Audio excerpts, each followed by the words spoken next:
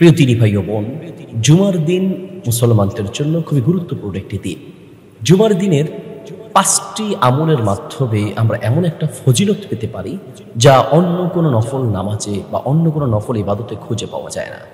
নবী সাল্লাল্লাহু আলাইহি ওয়াসাল্লাম বলেন, যে ব্যক্তি জুমার দিন 5টি আমল করবে বা 5টি কাজ করবে, বিকুল্লি খুতওয়াতিন, তার প্রতিটি কদমে কদমে 1 বছরের নফল রোজা এবং 1 বছরের তাহাজ্জুদের সমান সওয়াব সে অর্জন করতে হবে।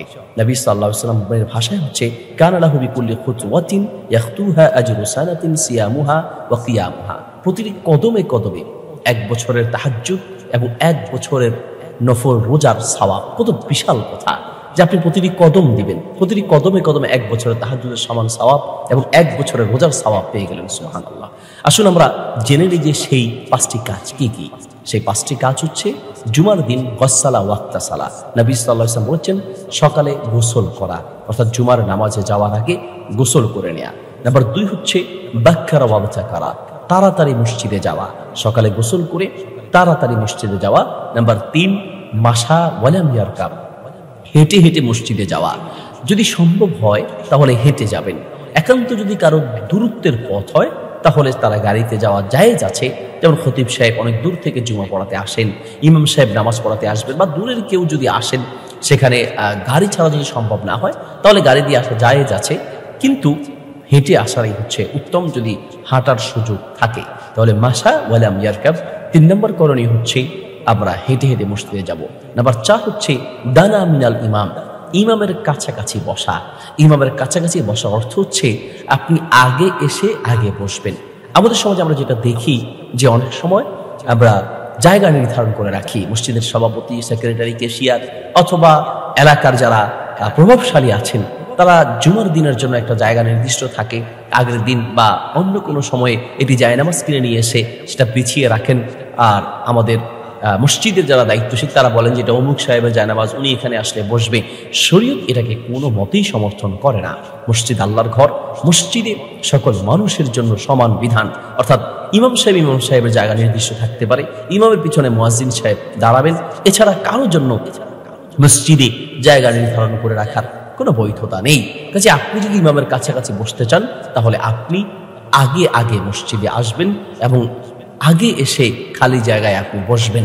আমরা অনেকে দেখি যে জায়গা থাকা সত্ত্বেও কেউ সামনে না বসে পিছনে বসেন। কাউকে দেখি যে অনেক আগে এসেছেন, সামনে জায়গা আছে, তারপরও মসজিদের বারান্দায় বা দরজার কাছে বসে থাকেন, কারণ যে ইমাম সাহেব সালাম ফিরালেই তাড়াতাড়ি যেন বের হয়ে যেতে পারে। এটাও একটা ভুল কর্মকাণ্ড।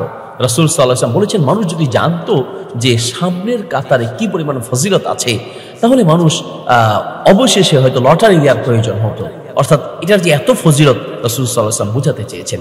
একজন ইমানদার তার তো উচিত তিনি যত বেশি পারবেন সামনের কাতারে যাওয়ার চেষ্টা করবেন। তাহলে দানা মিনাল ইমাম, আপনি ফজিলত পাওয়ার জন্য ইমামের কাছে বসতে হবে, আর ইমামের কাছে বসার জন্য আগে আসতে হবে।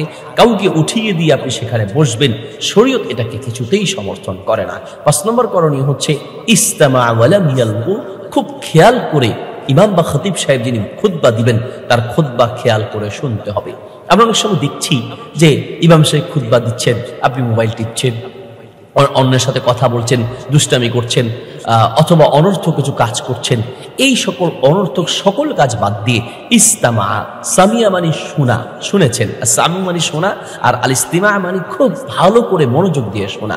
রাসূল সাল্লাল্লাহু আলাইহি ওয়াসাল্লাম সামিয়া বলেননি, তিনি বলেছেন ইস্তামা। তার মানে খতিব সাহেব যে বক্তব্য দেন খুব খেয়াল করে শুনতে হবে। আমাদের জুমার মসজিদগুলোতে দুঃখের সাথে বলতে হয় আমরা ঘড়ি টাইম দেখে কয়টায় খুতবা শেষ হবে, কখন নামাজ দাঁড়াবে, ঠিক টাইমটা দেখে আমরা যাই।